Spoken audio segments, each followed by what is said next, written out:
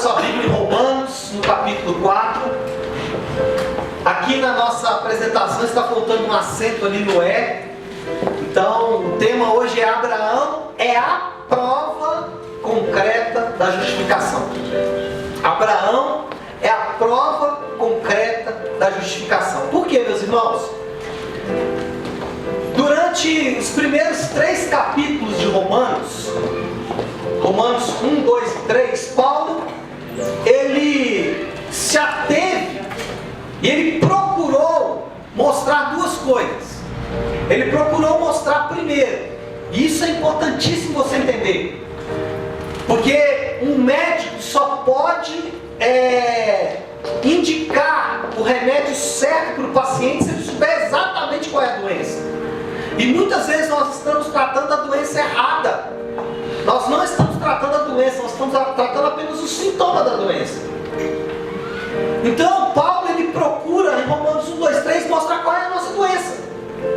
Porque muitas vezes nós achamos que a nossa doença é um problema de casamento, é um problema financeiro, é um problema emocional. Nós achamos que o nosso problema é o diabo, o demônio, as maldições hereditárias, etc, etc. A gente vai criando situações.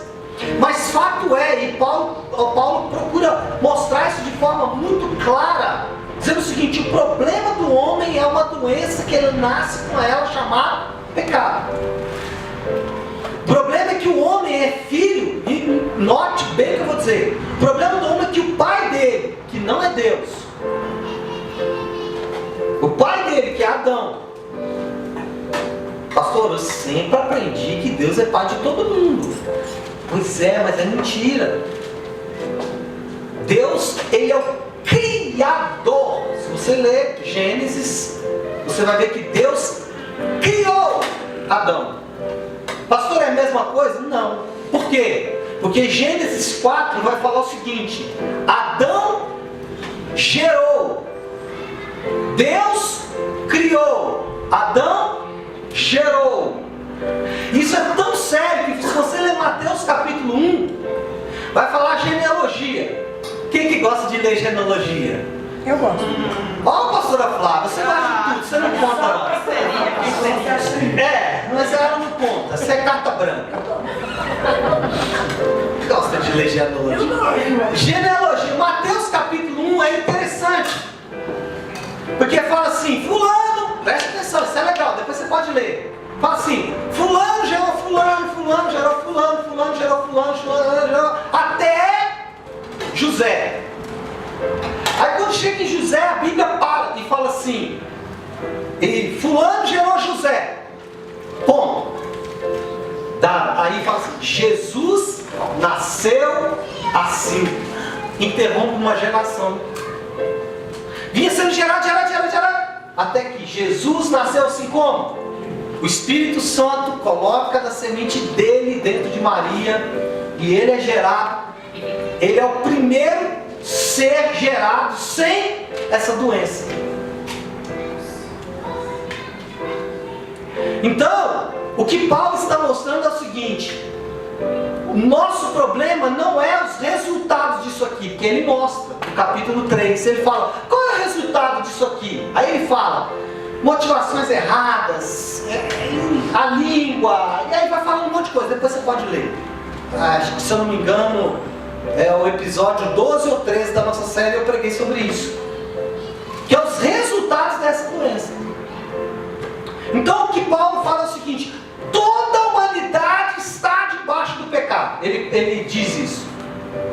Aí no versículo 21 de Romanos 3, é um versículo que eu amo, ele fala assim: mas agora a justiça de Deus se manifestou.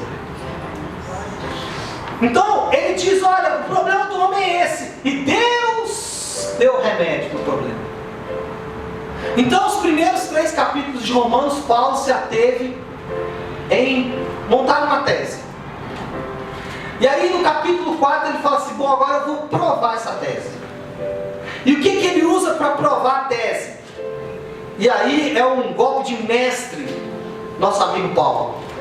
Ele pega Abraão e Davi, simplesmente o pai dos judeus e o maior rei dos judeus. Para falar o seguinte, eu vou provar o que eu falei para vocês. O texto emblemático, que é um pouco antes de entrar nesse capítulo 4 de Romanos, é esse aqui, ó. Romanos 3, 29, 30 e 31. Que diz Romanos 3, 29, 30 e 31? Diz assim: é porventura Deus somente dos judeus? Não é também dos gentios? Sim, também dos gentios. Versículo 30. Visto que Deus é um só, o qual justificará por fé o circunciso e mediante a fé o incircunciso. Anulamos, pois, a lei pela fé? De maneira nenhuma. Antes, confirmamos a lei. Bom, pastor, o que Paulo está querendo dizer nesse texto, antes de entrar? Esses são os últimos versículos do capítulo 3, antes de entrar na prova dele. Ele está dizendo o seguinte: da mesma forma que todos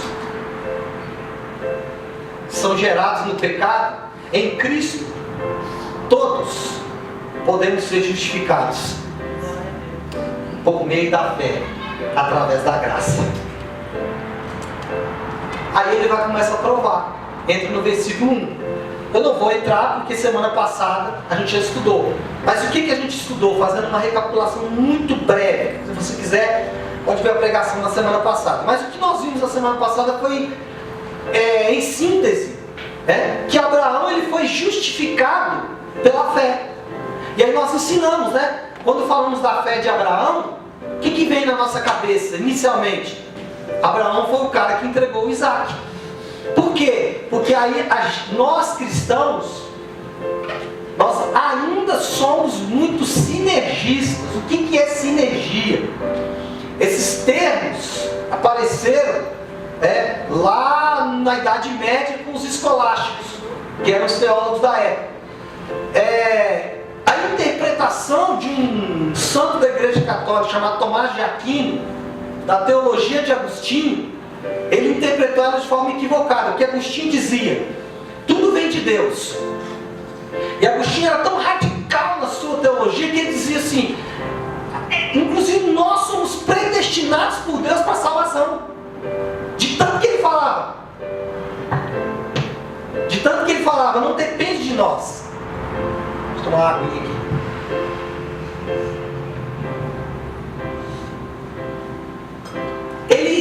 A teologia dele era tão firme de que não depende de nós, que ele dizia: tudo vem de Deus, inclusive a nossa predestinação.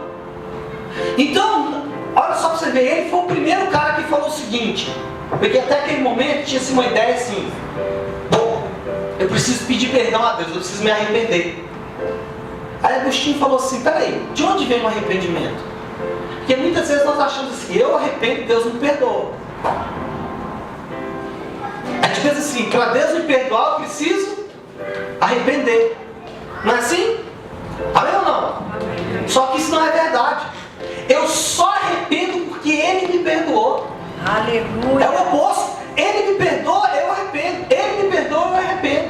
Porque inclusive o meu arrependimento vem dele. Vem dele. Então, nós ainda somos uma igreja muito sinergista. O que é isso? A gente acha que a gente pode fazer alguma coisa para ser salvo, ou para viver um milagre. Então eu entrego meu dízimo, eu faço uma oração, eu coloco meu nome na intercessão, e etc. Eu faço parte de um ministério, eu toco no louvor, eu prego a palavra, e aí Deus vai me abençoar. E o que Paulo começa a falar em Romanos capítulo 4 é o seguinte: isso não é verdade. Porque ele fala assim: você acha que Abraão foi justificado porque ele ia entregar um filho? Não.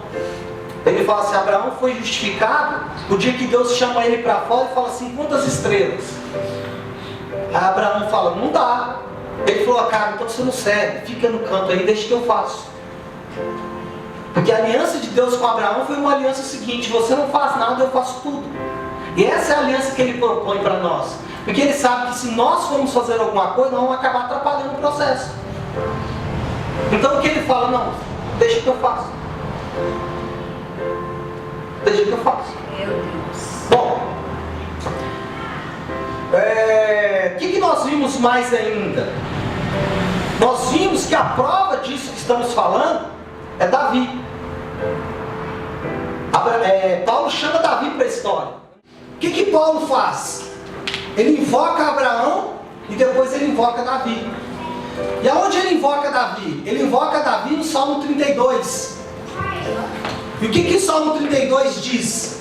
Bem-aventurado o homem cujas iniquidades são perdoadas e os pecados são cobertos. Agora, é interessante entendermos esse conceito, porque muitas vezes o que nós achamos é o seguinte: se eu for uma pessoa obediente, boazinha, preste atenção, se eu for uma pessoa obediente e boazinha, Deus cobre os meus pecados. Olha como que nós pensamos sobre a graça. Se eu for uma pessoa boazinha, Deus cobre os meus pecados. Mas o que Davi descobriu é o seguinte: bem-aventurado o homem a quem Deus não atribui pecado, Meu Deus. mas atribui justiça. Meu Deus. Então, Lutero, irmãos, isso é tão interessante, eu estava lendo essa semana.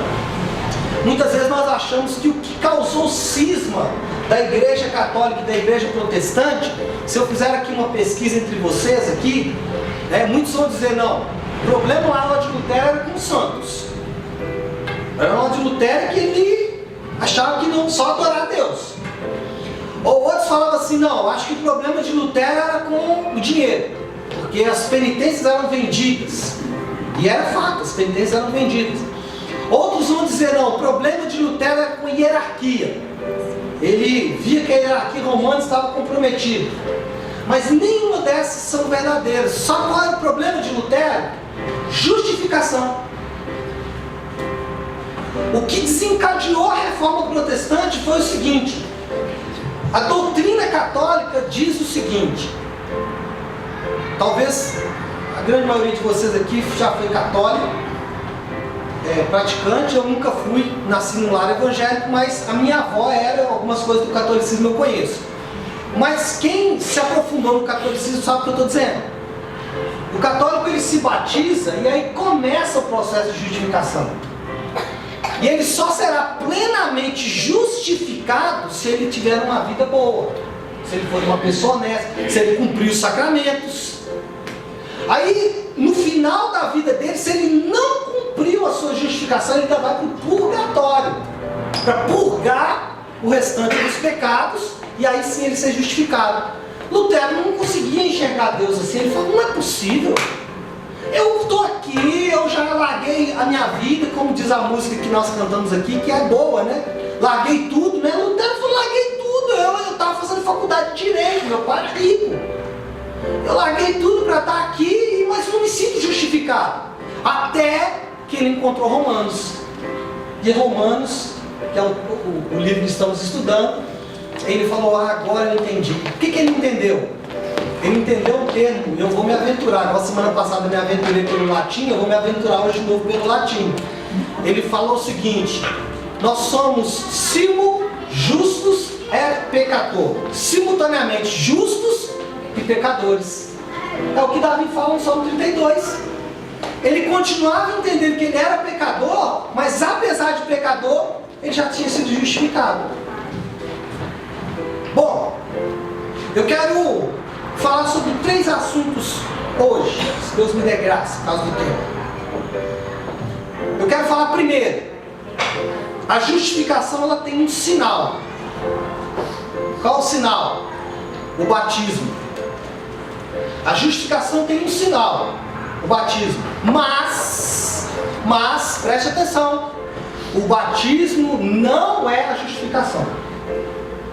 A justificação tem um sinal, o batismo. Mas o batismo não é a justificação. Semana passada nós fizemos o batismo de algumas pessoas, e aí uma pessoa me perguntou, falou assim: pastor, o meu batismo vale? Porque eu fiz o meu batismo na igreja XYZ. Eu falei assim: meu irmão, se você está perguntando isso, se você tem dúvida da validade do seu batismo, provavelmente ele não tem validade. Se você está duvidando do seu batismo, provavelmente ele não tem validade. Então, na dúvida, descarte. Pastor, mas eu fui fui batizado na igreja católica, minha mãe, meu pai, se eu batizar de novo, vai ter um problema. Irmãos, não existe contraindicação ao batismo. Por exemplo, ao contrário da ceia. A ceia, Paulo fala assim, olha, se você comer o pão indignamente, você vai atrair juízo para você. Aí a pessoa fala, não, então não posso tomar. Mas ele fala assim, quem também não toma... Eita! Ele fala assim, então qual é a saída? Então a saída é se acertar, querido. A saída é se acertar. É o contrário do batismo, não tem contraindicação. O batismo, Paulo não fala assim, olha, não, ele só fala o seguinte, tem um só batismo. Qual? É o que você tem certeza que é um selo. Quer ver? Vamos ler. Romanos 4, de 9 a 12. Eu vou gastar todos esses textos apenas para falar sobre esse selo, tá? Romanos 4, 9. Vem, pois, essa bem-aventurança exclusivamente sobre os circuncisos? Ou também sobre os incircuncisos? Paulo perguntando. Ele mesmo responde, né? Visto que dizemos, a fé foi imputada a Abraão para a justiça. A fé foi colocada na conta de Abraão para ser usada na sua justificação, que ele está dizendo. Ou seja, Deus depositou fé na conta de Abraão e falou, agora você pode ser justificado, porque tem dinheiro na sua conta. Versículo de número 10. Como, pois, lhe foi atribuída? Ele vai explicar agora. Estando ele já circuncidado ou ainda incircunciso? Paulo pergunta. Ele está perguntando o seguinte, a justificação, preste atenção, a justificação de Abraão dependeu de alguma coisa que ele fez? Porque o que os judeus defendiam era o seguinte, Abraão foi justificado pela circuncisão. É o que muitas vezes nós falamos, ou alguns católicos falam, não estou criticando, estou apenas ensinando. Fala assim, não, mas eu fui batizado. E tem muito evangélico que fala isso. Você vai às vezes conversar, pastor, eu estou meio desviado, mas eu sou batizado. Como se fosse uma coisa boa. Como se a circuncisão fosse a justiça dele. Como se o batismo fosse a justiça. Tem alguns que chegam ao ponto, eu já ouvi isso, irmão, o pastor ouve cada coisa e fala de vez em quando também. O pastor também fala umas bobagens de vez em quando. Já vi a pessoa falando assim, pastor, eu estou desviado, mas eu entrego o dízimo todo mês.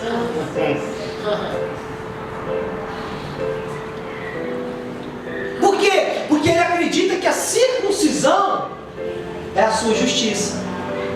É o que Paulo está atacando, ele está falando assim, olha, vocês estão achando, falando para os judeus, que Abraão foi justificado, foi circuncidado e depois justificado? Não! Ele foi justificado e depois circuncidado.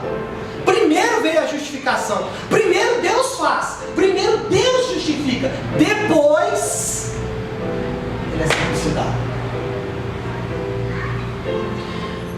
Versículo 11. Agora é que vem. Olha o versículo 11. Está até grifado lá.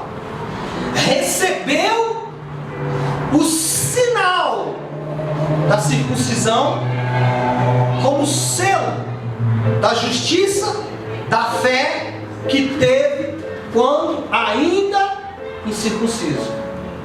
O que Paulo está dizendo? Paulo está dizendo, ele recebeu a circuncisão como um sinal, como um selo, como uma marca da fé que ele teve. E essa fé veio pela justificação. Ou seja, Deus falou para Abraão, Abraão, você está justificado. Ele creu. Olha que louco isso. Que a gente acha o seguinte, Abraão estava um dia deitado numa rede e falou, eu creio em Deus. Aí Deus falou, opa, posso justificá-lo. Não. Deus apareceu para Abraão e falou assim, eu te justifico. Abraão acreditou nisso. O fato dele acreditar foi imputado como justiça. Doido isso. Amém, glória a Deus. Então você acha que você está aqui porque você... eu resolvi, não vou lá na igreja hoje. Não. Você ouviu um chamado de justificação. E aí você pode respondê-lo, e aí entra, né, a predestinação ou livre-arbítrio. Você responde a essa justificação ou não. Bom, vamos falar mais sobre isso daqui a pouco, se der tempo. Aí ele continua dizendo, né? Para vir a ser o pai de todos que creem, embora não circuncidados, a fim de que lhes fosse imputada a justiça. Falando, olha, o Abraão fez isso para que a partir dele ele tivesse filhos. Porque quando Deus fala para Abraão, assim, eu te darei uma grande descendência, o judeu quando lê isso pensa na bandeira de Israel. Só que Deus nunca pensou em uma nação como povo. Ele nunca pensou em Israel. Ele sempre pensou na igreja. Ele sempre pensou em um povo que, independente da língua, tribo, raça ou fosse crer. Meu Deus. Então Abraão não é pai dos judeus, Abraão é pai dos que creem. Ou seja, Abraão é pai daqueles que foram justificados e por causa da justificação creram. Aleluia. Versículo 12. Foi imputado a justiça e pai da circuncisão. Isso é, daqueles que não são apenas circuncisos, mas também andam nas pisadas da fé que teve Abraão, nosso pai, antes de ser circuncidado. Nesse texto, Paulo mostra que Abraão recebeu duas dádivas de Deus. E quando falamos em duas dádivas, você pode assim, humanamente pensar Isaac e Sara. E aí você pode ler a vida de Abraão e falar, porque a Bíblia diz que Abraão era riquíssimo. Você fala assim, olha, essa foi uma dádiva. Abraão recebeu a justificação e a circuncisão. Aleluia. Duas bênçãos. Pastor, mas isso não é tangível. Fato. Não, você não mensura isso. Por quê? Porque é a nossa incapacidade de enxergar a realidade. Bom, o que você precisa ter em mente é a ordem. A ordem não é circuncisão. Deixa eu ocidentalizar isso. Porque aqui, quer alguém circunciso aí? Não, né? Que bom. Até dá uma brincadeira. Você pode fazer o que você quiser, mas aqui você não mexe, meu amigo. O bobo vai fazer circuncisão? Tá brincando? Não mexe com isso não, deixa quieto. Brincadeiras à parte, ninguém aqui é circunciso, é circuncidado, né?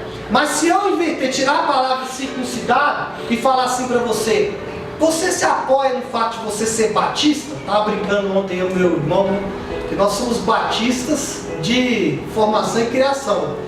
E aí a gente estava brincando que a gente não fala, só somos evangélicos. Não, evangélico é uma categoria, batista é outra categoria. Nós somos batistas. É mais ou menos isso. Você se apoia no fato de você ser evangélico? Você se apoia no fato de você ser da Bíblia? Ou da Assembleia de Deus, aproveitando que a minha mãe está aqui?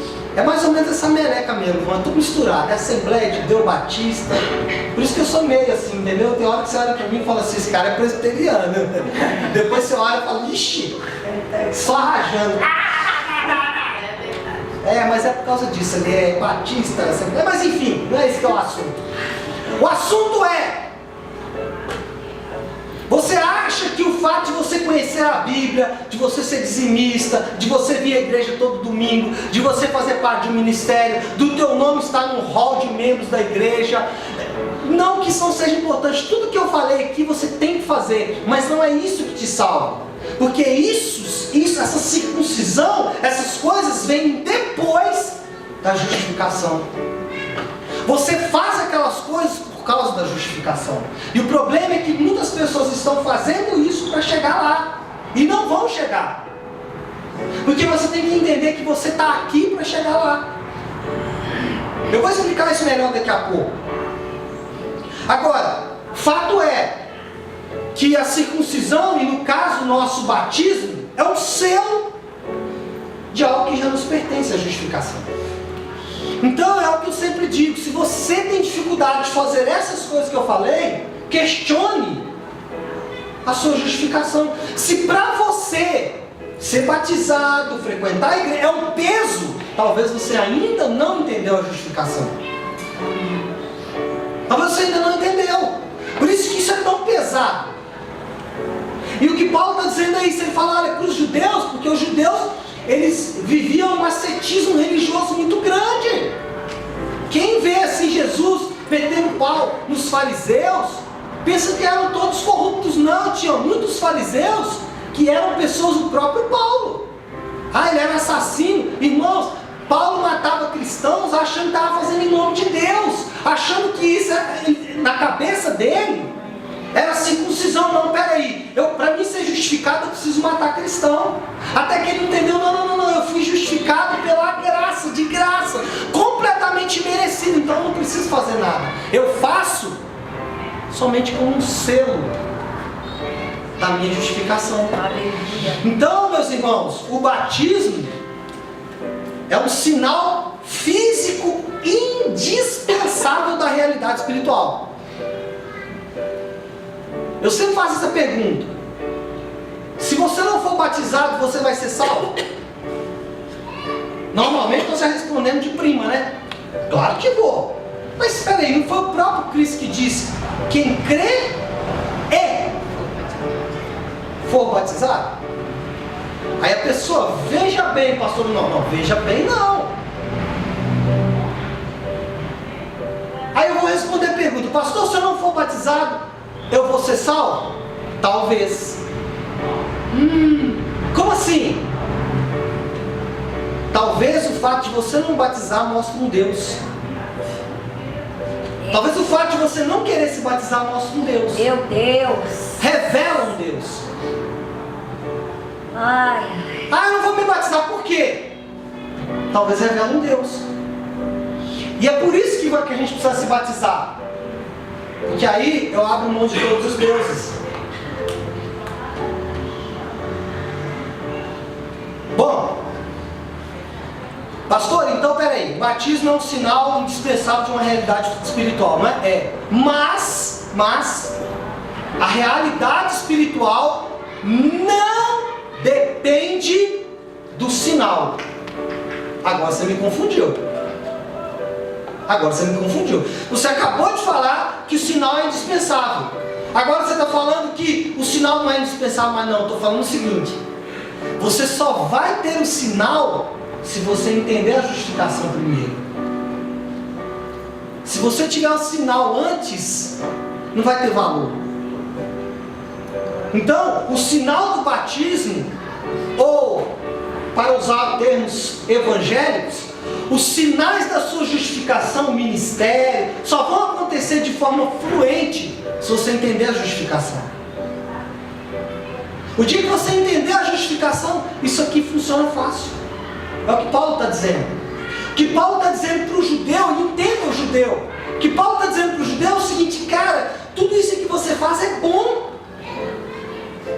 O que Paulo está dizendo para o judeu é o seguinte: o que o nosso pai Abraão deixou é bom, mas não é isso que o justificou. O que o justificou foi uma promessa de Deus. Aleluia. Você vai ser justificado.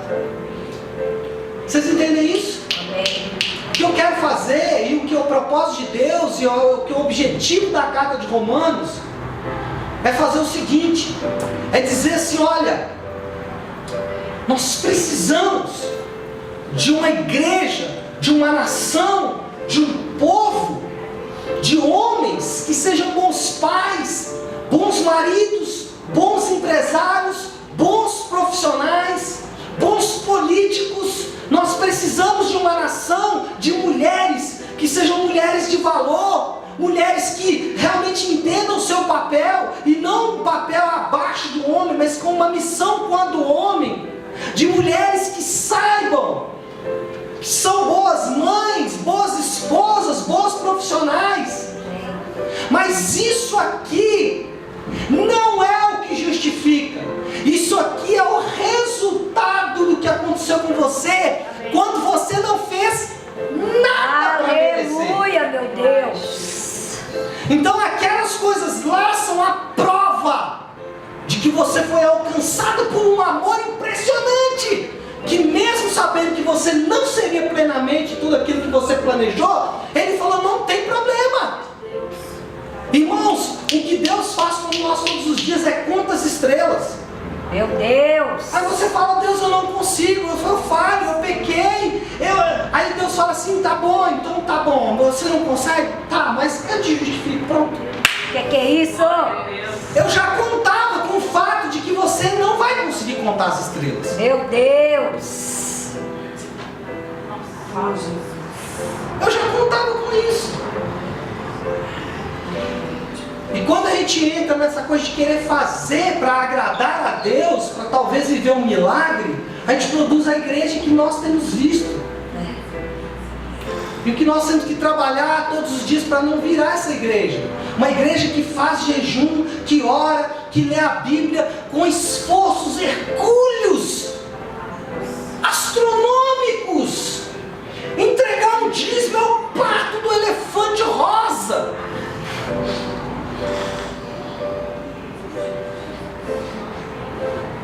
Entregar um dízimo é uma loucura. Como assim? Você vai entregar disso tudo aí? Não, disso tudo aqui não, daquilo tudo lá. Porque eu não olho para cá, eu olho para lá.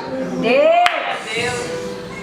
Aí nós produzimos uma massa de igreja que acha que tem que fazer alguma coisa. E aí Paulo vem e fala, peraí, Deus justificou Abraão antes dele fazer nada. Entenda isso. Segundo lugar. Primeiro então, primeiro lugar, a justificação tem um sinal, o batismo. Mas o batismo não é a justificação. Isso é importante. Porque a Igreja Católica crê que o batismo é o primeiro passo da justificação. E nós cremos o seguinte, o batismo é o passo final da justificação. 2. Abraão não foi justificado pela lei. Ou seja, Abraão não foi justificado por aquilo que eu posso fazer. Glória a Deus. Então, como que Abraão foi justificado? Ele foi justificado pela fé. Ou seja, o que foi feito por mim? Vamos ler mais um pouquinho, mais uma parcelinha aqui de Romanos 4. Hoje eu vou matar quase Romanos 4. Vai ficar faltando 2 versículos para a semana que vem. Mas que 2 versículos? Mas enfim, semana que vem não, na outra. 13 até o 17. Notou que Paulo vinha falando do que? Da circuncisão, não é? Agora no 13 ele muda a chave. Olha como é que ele começa. Mas não foi por intermédio da lei. Agora ele aponta para uma outra direção. Não foi por intermédio da lei que Abraão ou sua descendência coube a promessa de ser herdeiro do mundo. Permita-me fazer um pequeno notinho de rodapé aqui. Minha mãe está aqui, é ótimo. Nós, como bons assembleianos, né, somos completamente contra o mundo. O mundo jaz no maligno. Não, irmãos, nós somos herdeiros do mundo. O mundo é nosso. A nossa tarefa nesse lugar é restaurar o mundo. A nossa tarefa aqui é restaurar o mundo. Então, quando você é um bom pai, você está restaurando o Éden. Porque deixa eu dizer uma coisa para você. Cristo vai voltar, aleluia. Tem uma música, né? Cristo vai voltar. Cristo Quem é a vai música? Ela sabe essa música aí. Sabe não, né? Tá com vergonha, eu te conheço. É, porque não tem, né? O hino 343. Quem é mais velho não sabe disso não. Na verdade, o certo é o cantor cristão, que é da Batista, né? A harpa é uma imitação do cantor cristão, que é da Assembleia. Tô brincando.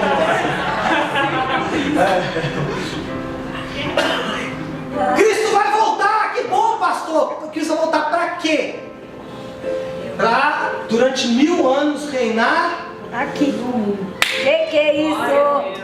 Bom, feche esse parênteses. Abraão, sua descendência, coube a promessa de ser herdeiro do mundo. e sim mediante a justiça da fé.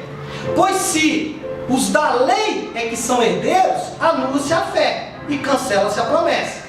Porque a lei suscita a ira, mas onde não há lei, também não há transgressão. Vou pegar isso aqui. Daqui a pouco eu pego isso aí para a gente estudar. Essa é a razão por que provém da fé, para que seja segundo a graça, a fim de que seja firme a promessa. Quem está querendo dizer o seguinte: por que não é pela lei? Porque não é nada do que eu faço. Não é porque eu sou obediente, bonzinho. Não é porque eu não peco. Não, pela graça. É exatamente o oposto. Apesar do fato de eu pecar, tem a graça. Bom, mas vamos lá. Onde estamos? Para toda descendência, não somente ao que está no regime da lei, mas ao que também é da fé que teve Abraão. Porque Abraão é pai de todos nós, como está escrito: por pai de muitas nações te constituí, perante aquele no qual creu, o Deus que vivifica os mortos e chama à existência as coisas que não existem. Bom, o que Paulo faz agora, irmãos? Ele tira o foco dele do sinal, que é a circuncisão, e joga para dois modelos de fé. Ele aborda aqui dois modelos de fé. Ou seja, uma fé que é pela obediência, ou uma pessoa que pode dizer o seguinte: pelo fato de eu ser bom, eu sou justificado. Esse é um modelo de fé. Agora, quando ele fala assim, porque não foi pela lei, o que Paulo está querendo dizer quando ele fala assim, porque não foi pela lei? O que Paulo está querendo dizer é o seguinte: não foi pela obediência que Abraão recebeu a promessa. Não foi pelo fato de Abraão ser obediente, ou porque Abraão pegou o filho dele e foi entregar, ou não foi por nada que Abraão fez. É o que Paulo está dizendo. Se a fé não era por obediência, que é essa primeira que a gente viu, e é quase sempre o tipo de fé que encontramos na igreja. Preste atenção. A fé que é baseada numa obediência é o tipo de fé que nós encontramos na igreja. É uma fé que é o seguinte: eu preciso fazer alguma coisa. É a fé pela obediência. Muitos até falam assim: eu preciso ter fé. Ou seja, ele vai acreditar na fé dele. Pastor, mas eu não preciso de ter fé? Fato. Mas de onde vem essa fé? Meu Deus! De onde vem a fé que você precisa? Alguém pode me responder? Então só não serve você, ó. Uai, que isso? Nem ia falar nada. Alguém sabe me dizer então, se a fé não é pela obediência, de onde que ela vem? De onde que surge a minha fé? De Deus. Obrigado, meu filho. Vem dele. Então o que Paulo está dizendo é o seguinte: olha, não é o fato de você ser bonzinho, é algo que foi depositado dentro de você. Meu Deus! Eu vou parafrasear com Timothy Keller. Ele diz o seguinte: qual fé que é essa que nós precisamos? É a fé que confia nas promessas de Deus. A fé na confiança das promessas de Deus. Eu vou explicar isso melhor. O raciocínio de Paulo aqui, preste atenção. Qual é o raciocínio de Paulo nesse versículo? Ele pensou o seguinte: bom, a lei foi dada por Deus a Moisés cerca de talvez 500 anos depois de Abraão. Então, irmãos, como pode Abraão ter sido salvo por uma fé que só foi dada 500 anos depois que ele já havia morrido? É o que Paulo está dizendo. Então, o que ele está argumentando com os judeus é: Abraão não pode ter obedecido à lei mosaica, porque ela não existia. Meu Deus, é verdade. Ele está falando, como que pode? O raciocínio dele é esse. Então, em que Abraão creu? Podia perguntar aos judeus. Paulo respondeu: ele creu na promessa. Porque senão, se ele cresce na lei, a lei anularia a promessa. Mas o que Abraão creu? Ele creu na promessa. Qual promessa, pastor Léo? A promessa de que ele teria um filho? Bom, aí seria fácil crer. Deus está oferecendo uma benesse. Se Deus está oferecendo uma bênção, é fácil crer. Pastor, o que Abraão creu então? Irmãos, Abraão creu na justificação. Meu Deus! Ele creu o seguinte: não, esse Deus aqui, Ele vai me salvar, sem eu fazer nada. O que é isso? Bom, eu não podia passar, né? Falar nisso, quem te deu o livro ontem? Alguém deu um Meirinha. livro? Ah, Meirinha, bem-aventurada és, serva do Altíssimo. Irmãos, vou dar uma dica para você. 5 de agosto está chegando, aleluia. É o meu aniversário. Se quiser, eu vou fazer uma listinha de livros. Vocês podem ficar à vontade, tá? Não fiquem constrangidos em querer ofertar esse livro. Exatamente. Muito obrigado, Rei. Mas a Meirinha deu para Flávia a Cruz de Cristo, de John Stott. Ai, meu Deus! Bom, eu vou obviamente citar o meu amigo John Stott, como faço todos os domingos, né? Ele definiu esse texto no comentário dele da seguinte forma: a linguagem da lei, ou seja, você tem que fazer alguma coisa. Ele diz o seguinte: a linguagem da lei, que você tem que fazer alguma coisa, requer obediência.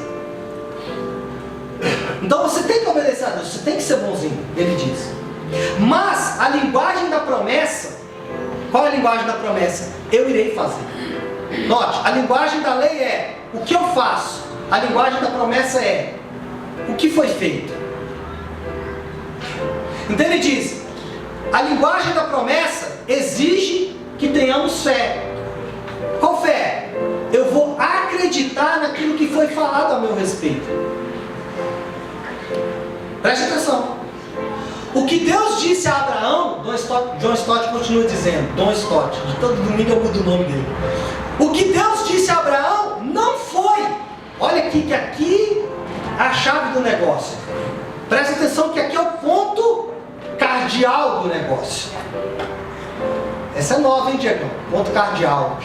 Aprendi essa semana, já estou usando. É o ponto principal do negócio, é esse aqui, ó. Abraão, o que Deus disse a Abraão não foi: obedeça a lei e eu abençoarei. Não foi isso que Deus disse para Abraão. O que Deus disse para Abraão? Eu abençoarei. Que é isso? Deus não disse assim: Abraão, me obedeça que eu te abençoo. Não, ele disse: eu te abençoo. E o que coube a Abraão foi apenas acreditar nisso. Que isso? Que doido!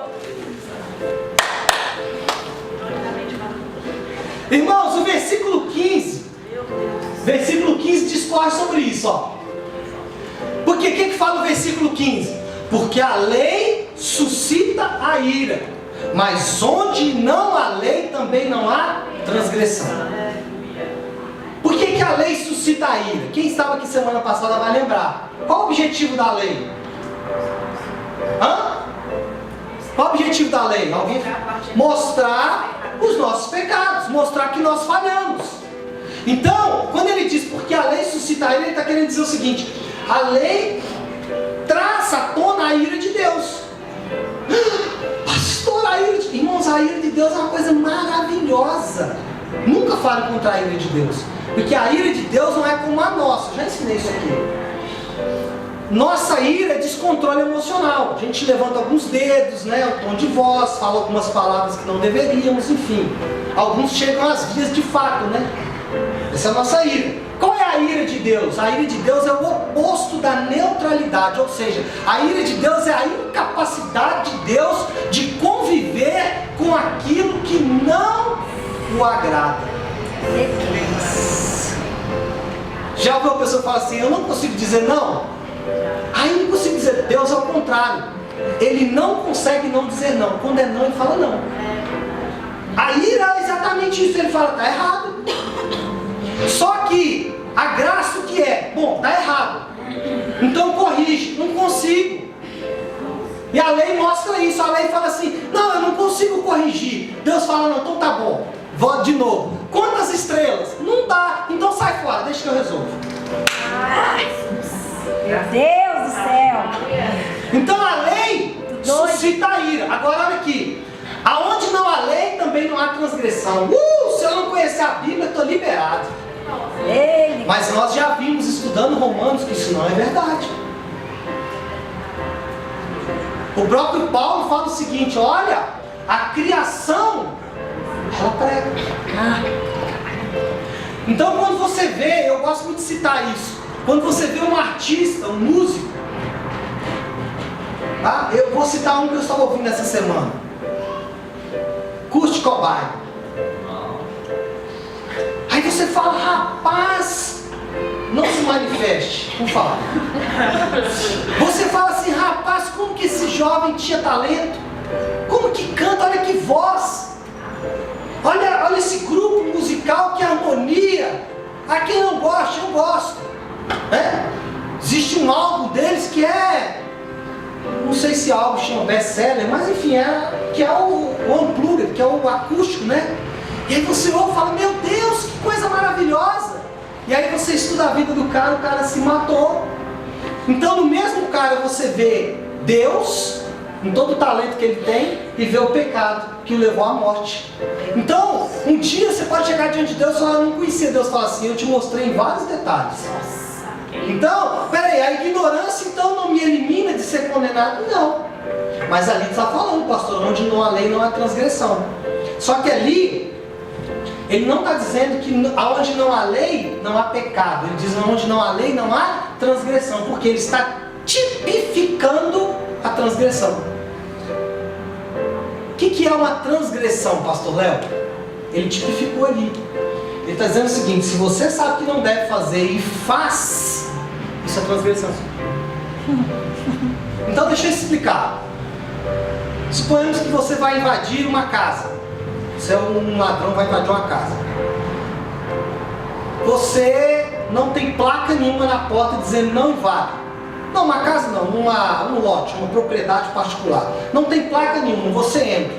Não tinha lei nenhuma, nem uma placa te proibindo de entrar, mas assim mesmo você entrou. Isso é pecado.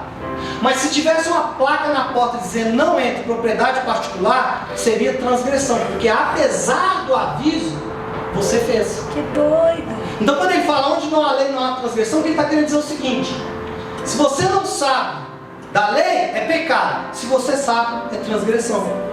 Ah, que doido!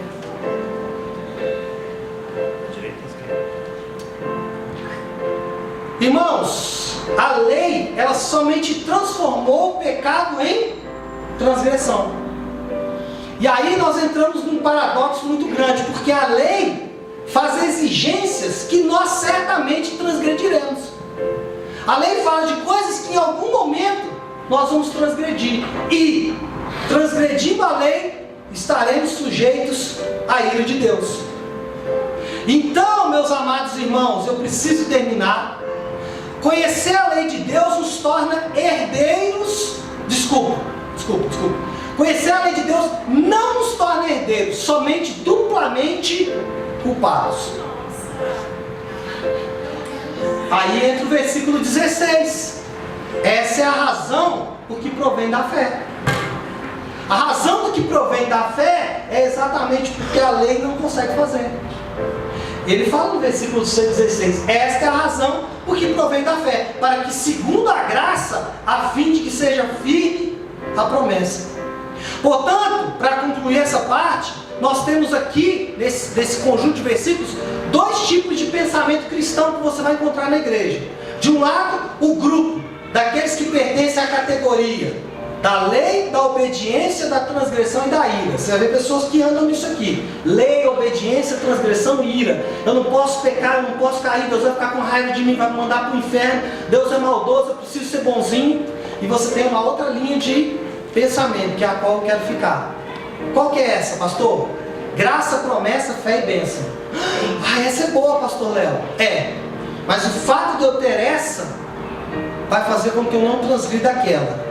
Se eu tiver essa e transgredir aquela, eu vou parafrasear com Paulo.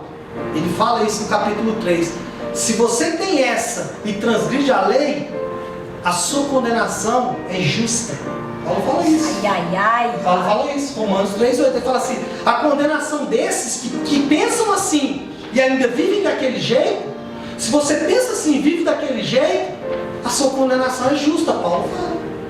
Por quê? Porque você já descobriu essa linha de pensamento. Qual é a linha de pensamento? Graça, promessa, fé e bênção. Então, meus irmãos, de novo outro ponto cardeal. Paulo demonstrou que Abraão foi justificado. Desculpa. Paulo demonstrou que Abraão não foi justificado por obras, nem pela circuncisão e nem pela lei. Em cada um destes casos, Paulo citou os três aqui nos textos que lemos. Ele citou circuncisão, ele citou obras e ele citou lei. E nesses três ele colocou a fé acima deles. Ele falou: a fé vem primeiro. A fé tem preferência com relação às obras, circuncisão e à lei. Isso não significa que a circuncisão, a obra e a lei está extinguida. O que está querendo dizer é o seguinte: para quem entende a lei, para quem entende a fé, para quem entende a justificação, a circuncisão, as obras e a lei é leve.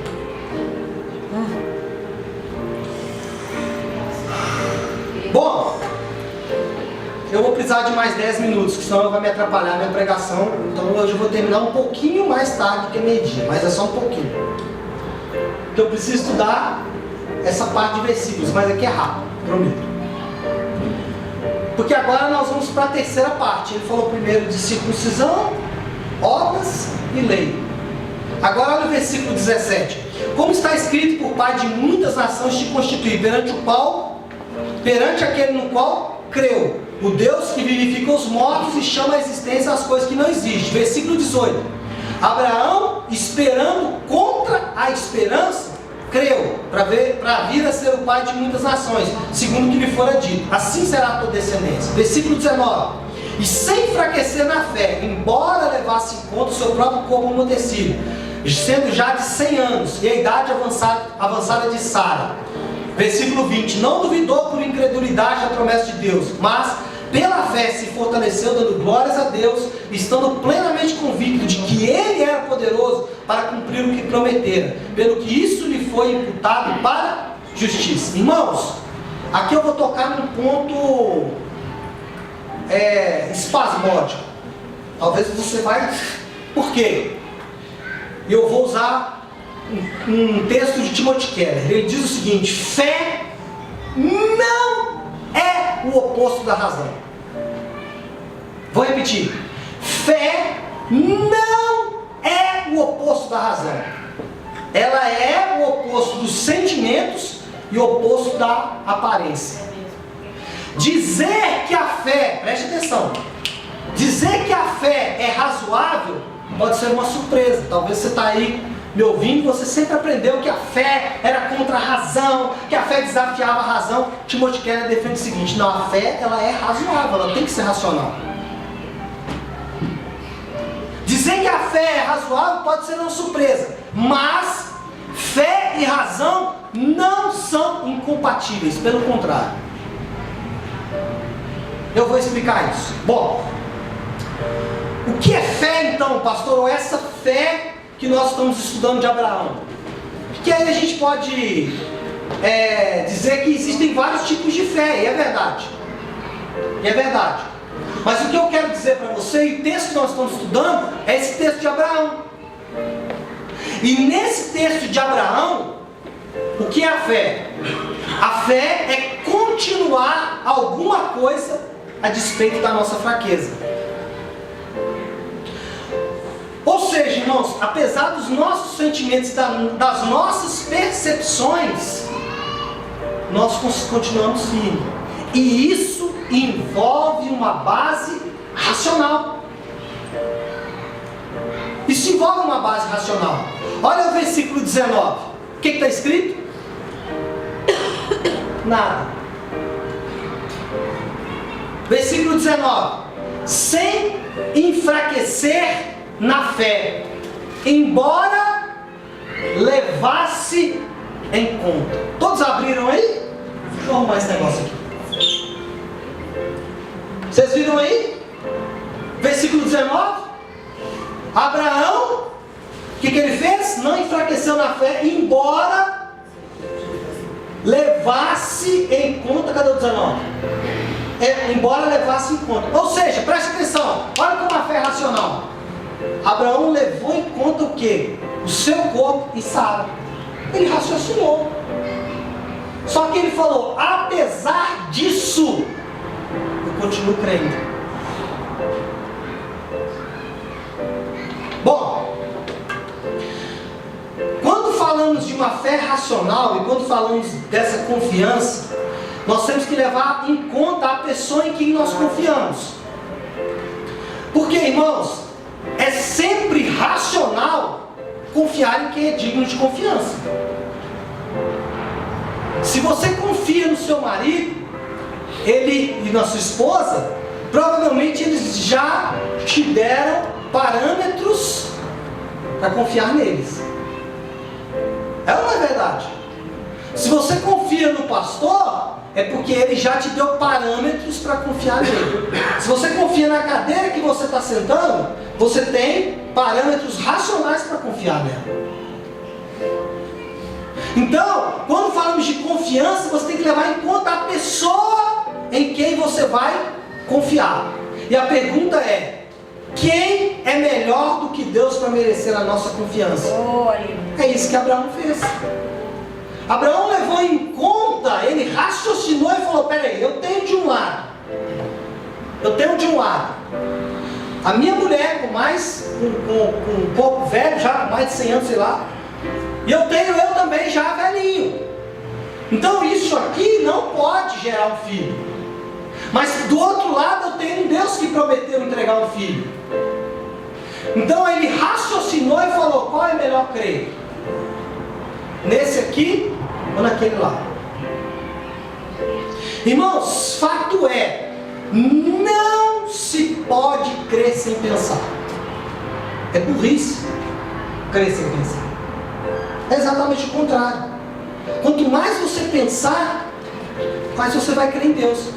Porque quanto mais você encontrar possibilidades para não crer em Deus, mais você vai se apoiar naquilo que Deus já fez. Eu vejo pessoas pedindo para Deus fazer um milagre. Deus faz um milagre, milagre é bom, mas milagre tem um preço, porque o milagre é uma prova. No caso de Abraão, qual que foi a prova? O versículo 17 dá duas provas que Abraão tinha para confiar em Deus.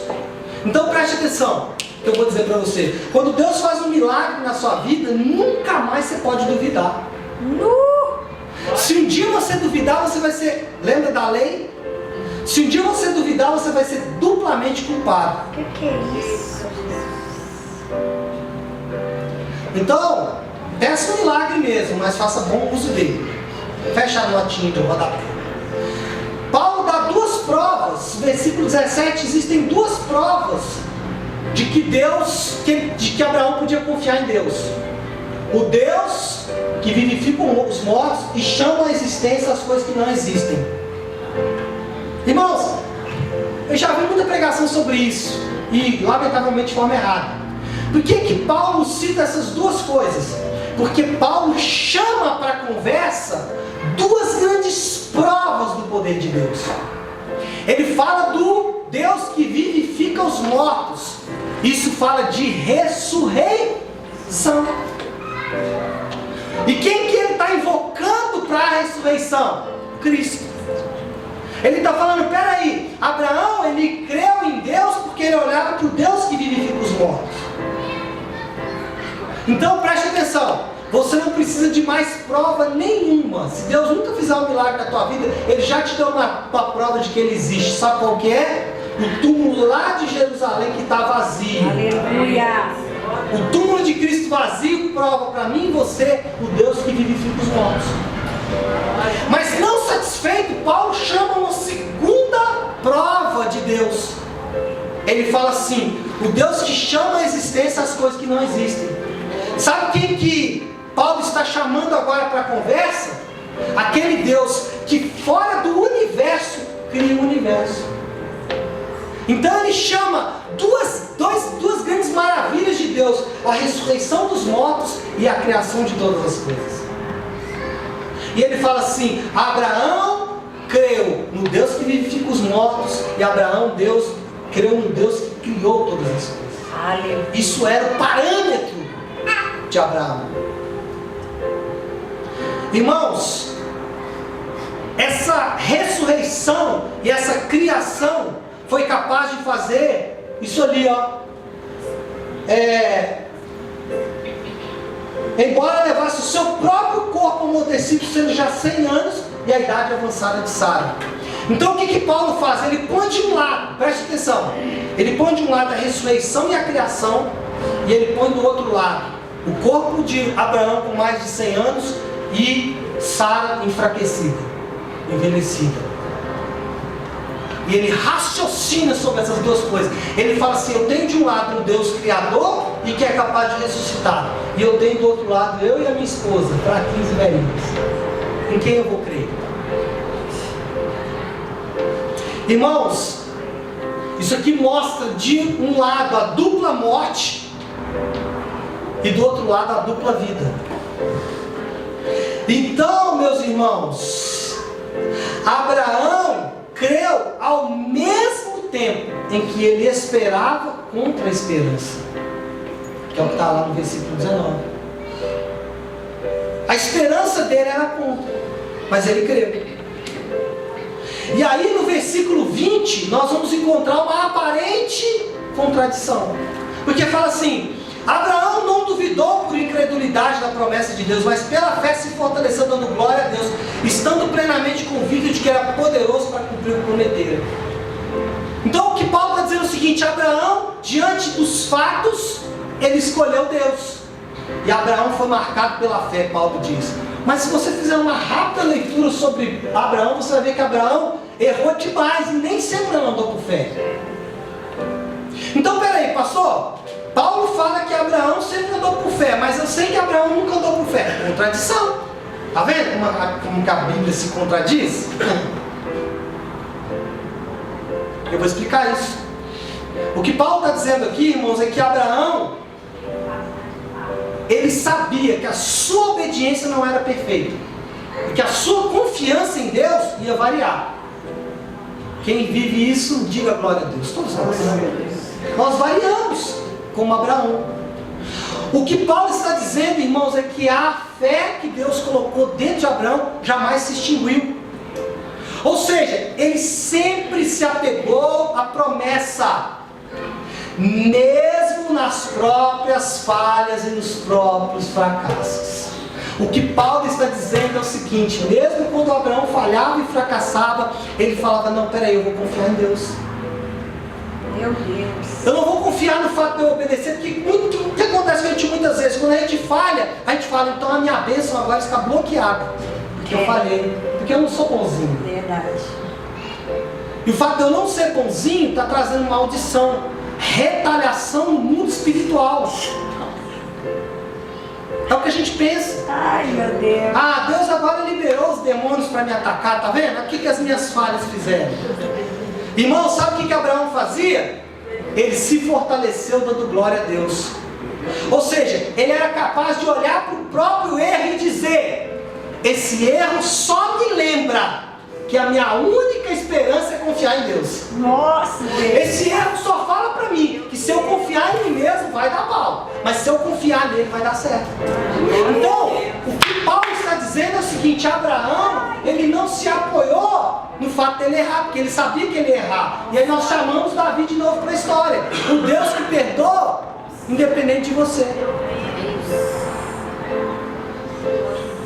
Irmãos, quem dera se nós fôssemos assim. Nós sofreríamos muito menos. Por quê? Porque ser da igreja, viver em santidade, ler a Bíblia, estudar a palavra de Deus, tudo isso se tornaria tão mais leve, Mas por que é pesado? Porque eu fico tentando fazer isso para agradar um Deus que já se agradou de mim, mesmo sem eu fazer isso. Meu Deus! Bom, conclusão, né? Chega, acabou. Conclusão. Ao convocar Abraão e Davi como testemunhas para sua tese, Paulo provou que a justificação pela fé começou antes da circuncisão, antes da lei e antes das obras. Que ela, a justificação, continuou sendo e sempre será uma justiça atribuída, uma justiça imputada, colocada na nossa conta, mesmo que nós não façamos nada para merecer. Existe uma correspondência fundamental entre a nossa fé e a fidelidade de Deus. Pastor, eu preciso corresponder a essa fé, não é? Jesus sempre dizia isso. Jesus sempre falava para as pessoas assim: tenham fé. Parafraseando o que Jesus estava dizendo, ele dizia sempre o quê? Continuem confiando somente em Deus para a sua salvação. Pare de confiar na sua igreja, pare de confiar na sua tradição, pare de confiar em tudo que você faz. Confia nele. Em confiando nele você vai ser salvo. Aí você pode fazer essas coisas. O que Paulo está dizendo é: não inventa o processo. Meu Não inventa o Deus! processo. E eu volto a dizer, se você não tem essas coisas, ler a Bíblia, provavelmente você ainda não entendeu isso aqui. Porque isso aqui para você é peso. Aliás, aquilo lá para você é peso. Porque você não entendeu isso aqui que é leve. Afinal, se uma pessoa cumpre ou não as suas promessas, falando de Deus, isso não depende só dela ter condições para cumprir. O fato de Deus ter condição para cumprir as promessas dele, não significa que ele vai cumprir. Porque além de ter condições, ele também precisa de disposição para fazer isso. O que eu estou querendo dizer com isso? Que muitas vezes nós apoiamos na nossa condição de fazer e não na dele. Bom, permita-me propor em 2 minutos 3 aplicações simples. Primeiro, saia daqui nessa manhã, depois de toda 1 hora e alguns minutos que eu estou falando na sua cabeça. Eu sei que alguns já estão: pastor, pelo amor de Deus, normalmente eu termino meio-dia, os últimos 2 cultos pelo menos foi, né? Os últimos 2 pelo menos foi, hoje já estou atrasando de novo. Semana que vem volta, que a pastora Flávia aí volta para meio-dia, talvez 11h50, ela costuma acabar até mais cedo. Mas eu, infelizmente. Bom, a nossa justiça, ela é atribuída ou imputada. Sai daqui sabendo isso. O que é isso? O que é isso? Não depende de nós. E não podemos nos orgulhar de nada do que fazemos.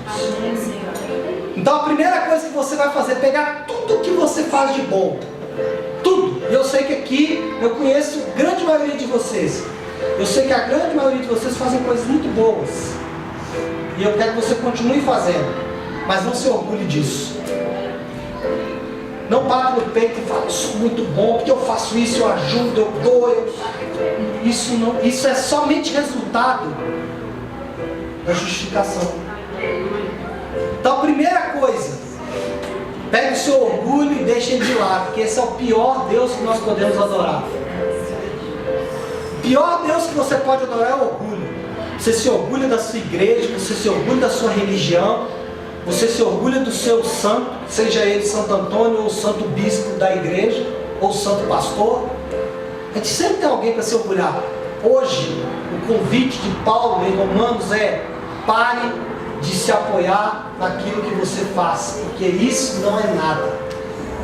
Segundo, nós somos pecadores cujos pecados foram cobertos, parafraseando Davi.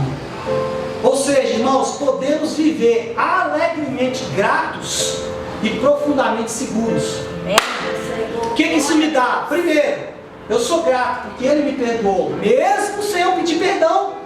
Porque Ele não depende. Irmão, se Deus dependesse do nosso pedido de perdão para nos perdoar, Ele estava lá na porta da cruz esperando, porque nós não iríamos nos arrepender. Quem aqui já brigou no casamento? Você vai pedir perdão e fala assim: amor, você me perdoa, mas... Porque isso é humano. O ser humano é Adão. Qual que é o Adão? Deus, Senhor, me perdoa, mas a mulher que tu me deste, cara. O Senhor tinha que me dar uma mulher mais correta, você me deu essa mulher aí. Tipo assim, você me perdoa, mas a culpa é sua. Esse é o tipo de perdão que nós pedimos. Você acha que Deus conta com isso? Não. Deus fala assim, eu te perdoo. Meu Deus! Eu te perdão, mas você acha que eu espero você pedir perdão? Ora. Então isso é gratidão, porque Ele me perdoa, mesmo sem o meu pedido de perdão ser muito bom. Isso é segurança. Por quê? Irmãos, se você acha que você vai para o céu porque você pediu perdão, Ai. quão enganado você está. Ai. Você lembra da semana passada? Se você chegar diante de Deus, Deus perguntasse, por que eu devo deixar você entrar aqui? Sabe qual deve ser a sua resposta? Você não deveria me deixar entrar aí. Esse lugar não é para mim. Mas, por causa do sacrifício seu naquela cruz, você pode me deixar entrar.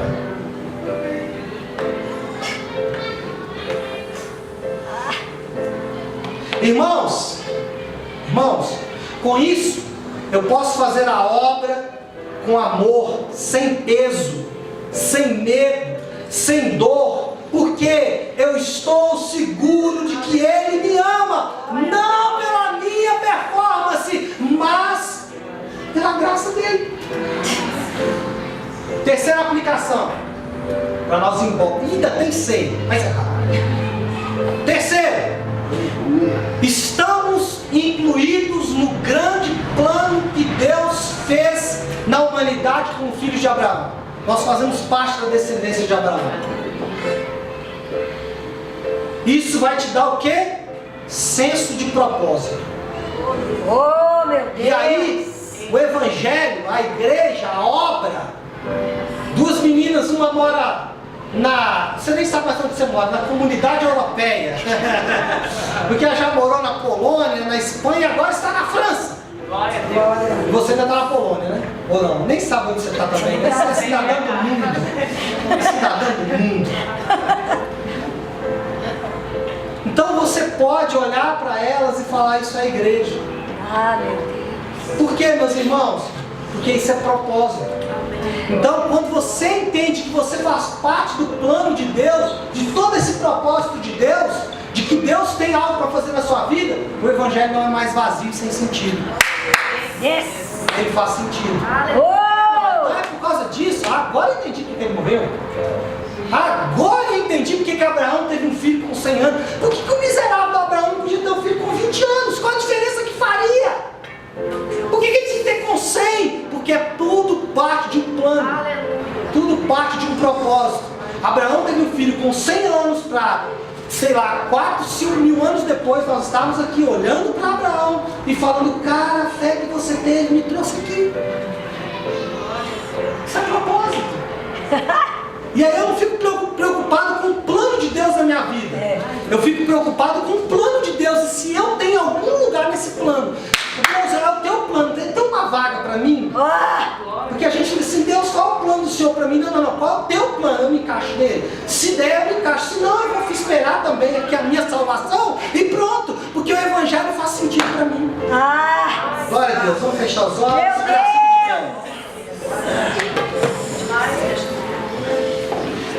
Aleluia.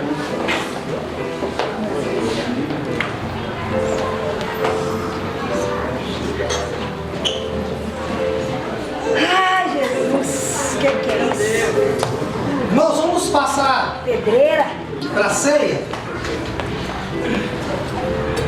Eu queria pedir às meninas que trouxessem. Eu queria aproveitar a Lígia e a Monique, elas vão nos ajudar a servir a ceia. Amém. As duas. Traga aí todos os elementos, por favor. Vem cá, Maria Antônia, ajuda também, pega uma aqui. Quem mais está aí? Dona Macionilha, vem cá, Dona Macionilha. É a Cleide. Ah, é a Cleide? Não, hoje é a Dona Macionilha, a Cleide vai. Pega uma aqui, Dona Macionilha. Opa, uma de cada vez. Dentro do Celai. Pega uma aqui, isso, muito bem. Fica aqui, ó, pode ser aí também. Estenda as mãos para cá, irmãos. Senhor, nós consagramos esses elementos, declaramos, Pai, como elementos santos na Tua presença. Senhor Deus, a Tua palavra, ela nos exorta sempre, Senhor Deus, nos assentarmos à tua mesa com alegria, lembrando ao mesmo tempo do teu grande sacrifício, mas também olhando para o futuro, sabendo que um dia o Senhor vai voltar. E essa é a nossa esperança, Pai. Nos apoiamos nisso, Pai. Nós consagramos e declaramos santificados esses elementos em nome de Jesus. Irmãos, antes de ser distribuído, vou dar 2 instruções para você. Dentro da palavra de Deus tem algumas instruções para a ceia. A ceia, ela deve ser ingerida com profundo conhecimento do que é isso aqui.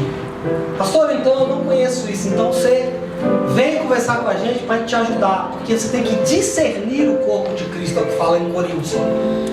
Existe uma ordem estabelecida em Atos. As pessoas ouvem o Evangelho, as pessoas são batizadas, as pessoas são integradas a um corpo, e aí depois elas partilham do pão. Então, se você não é batizado ainda, eu vou pedir para você, com muito amor, preste atenção, não é para proteger a igreja nem Deus, é para te proteger de não entrar em juízo. Se você ainda não é batizado, não tome a ceia. Não tome a ceia. Eu não estou te excluindo, eu estou te protegendo. Pastor, então o que eu tenho que fazer? Você precisa se batizar, porque é o processo natural. Você vai se batizar, se comprometer com uma igreja, aí você toma a ceia. Pastor, mas eu queria tanto. Isso é bom. Vem conversar com a gente pode te batizar, mas não faça isso sem. Pastor, eu estou em pecado. Bom, aí é mais fácil. Se você está em pecado, mas se você já faz parte de uma igreja, se você já se batizou, a Bíblia diz: examine-se o homem a si mesmo, e aí depois tome a ceia. Então peça perdão ao Senhor com o coração sincero, se arrependa e tome a ceia. Amém? Continue me amando. Estou fazendo isso, protegendo a igreja. Aleluia. Foi difícil entender isso, mas hoje eu entendo. As nossas crianças, né, Michele, estão passando pelo mesmo processo. Antes elas tomavam, aí eu me debrucei na palavra, Deus me ajudou, me ministrou, e agora hoje elas não vão tomar, né, Michele? Hoje não vão tomar. Por quê? Porque nós estamos protegendo elas. Pastor, mas e antes? Bom, antes nós vamos ter que nos arrepender e contar com a graça, para que Deus nos perdoe. Amém? Glória a Deus. Pode se assentar. Assim que você receber, você se coloca de pé em nome de Jesus.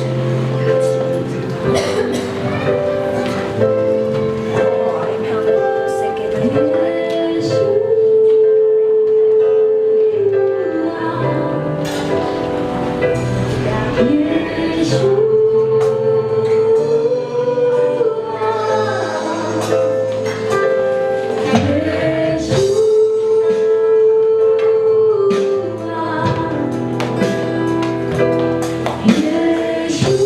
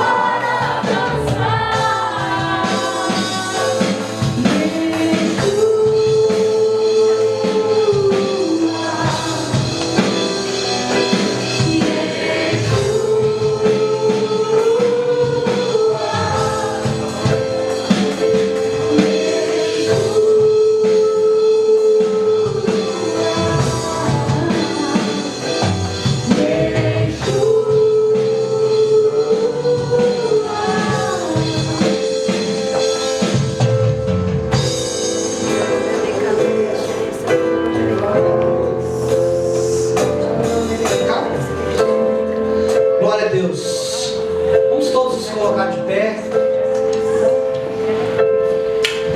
Irmãos, a ceia é um momento especial. Nós não cremos na transubstanciação. Isso aqui continua sendo pão, mas ele nos lembra do grande sacrifício que foi feito por nós. A palavra diz que ele foi moído, literalmente, por nossas transgressões. E o castigo que nos traz a paz estava sobre ele. Quando você pega esse pão, o que ele está querendo é te lembrar que nada do que você fizer altera o status que você tem diante dele. Não é o fato de você ser bonzinho que ele te ama independente. Porque ele sabe que nem sempre você vai ser bonzinho. Com seus olhos fechados, com esse pão na sua mão, diga uma palavra de adoração a esse Deus. Diga algo para esse Deus que foi capaz de morrer por você. Diga algo para esse Deus que foi capaz de passar por tão grande sofrimento para que você estivesse aqui num dia como esse, ouvindo essa palavra e sendo salvo, independente daquilo que você fizesse. Será que você é capaz de agradecê-lo? Mas pastor, a minha vida está tão difícil. Pois é. Estaria pior se você não estivesse com ele. Estaria pior se você passasse toda a eternidade longe dele. Adore, Jesus, nós te adoramos. Nós te adoramos e nós declaramos: Maranata, vem Senhor Jesus. Vem saltando sobre os montes. Vem Senhor, porque nós ansiamos pela tua volta. Aleluia! Celebrando e adorando ao nosso Salvador. Comamos todos juntos desse pão. Só o pão primeiro, irmãos. Amém. Glória a Deus.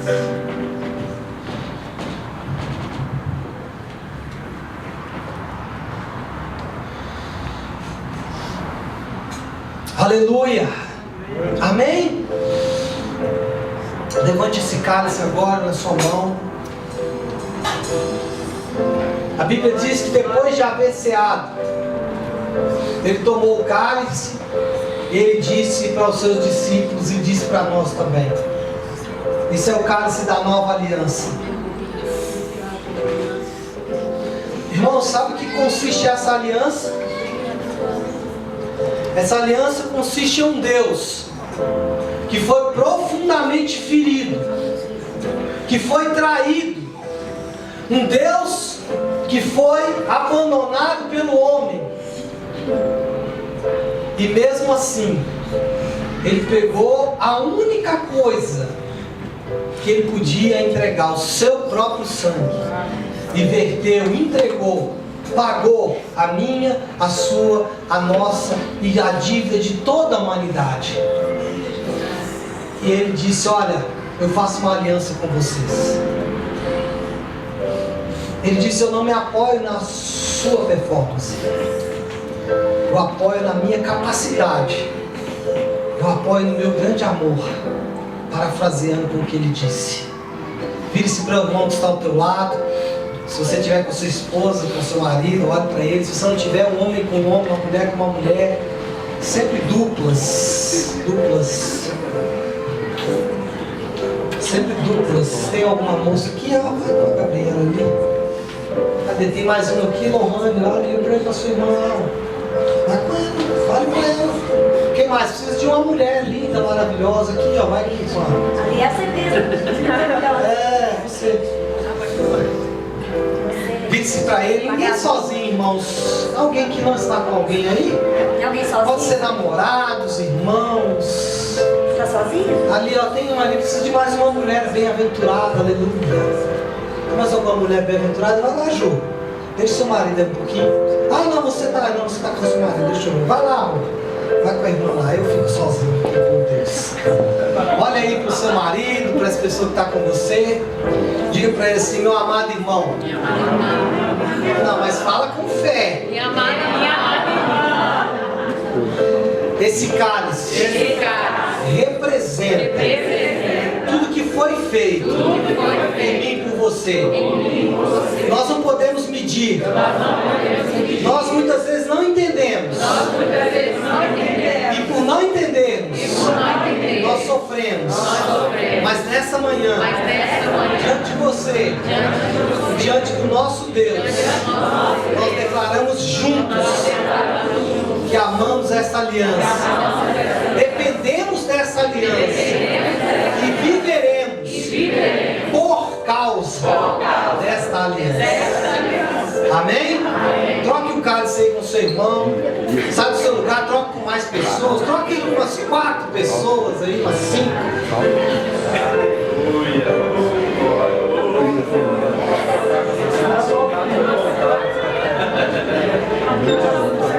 Às vezes você vai pegar até um cálicezinho mais cheio.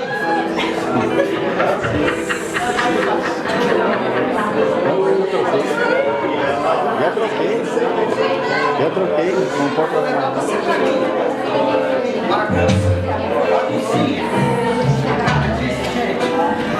Aleluia!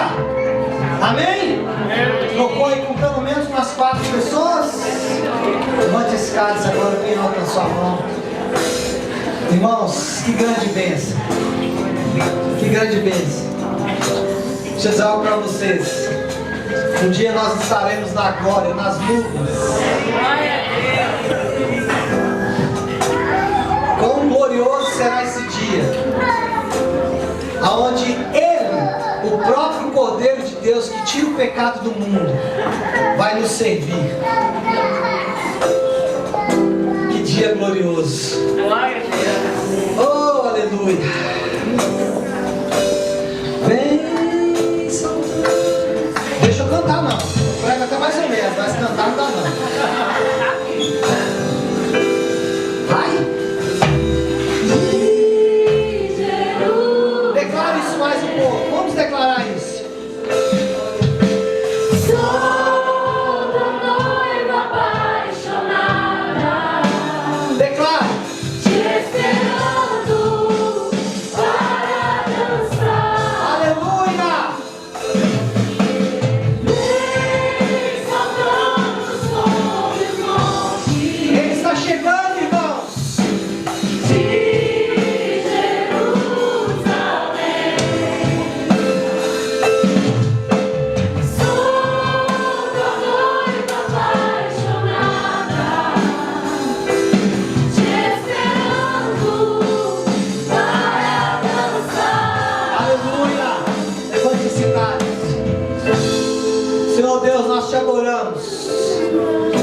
Pai, que dia abençoado, que palavra maravilhosa, que ambiente de glória, de presença, que nos cura, que nos transforma. Senhor Deus, nós te agradecemos porque, aliás, meu Deus, o que nós podíamos fazer para o Senhor? Nada, a não ser, Pai, declarar com o nosso coração o teu grande amor e a tua graça, que foi tão abundantemente derramado sobre nós. Juntos como igreja, celebramos a tua morte, a tua ressurreição e a promessa da tua volta, e juntos ceiamos em nome de Jesus. Pode tomar o cálice. Glória a Deus! Aleluia! Põe só o seu cálice aí na cadeira. Isso. Agora nós vamos aplaudir ao Senhor igual o crente. Mais forte. Aleluia! Glória a Deus!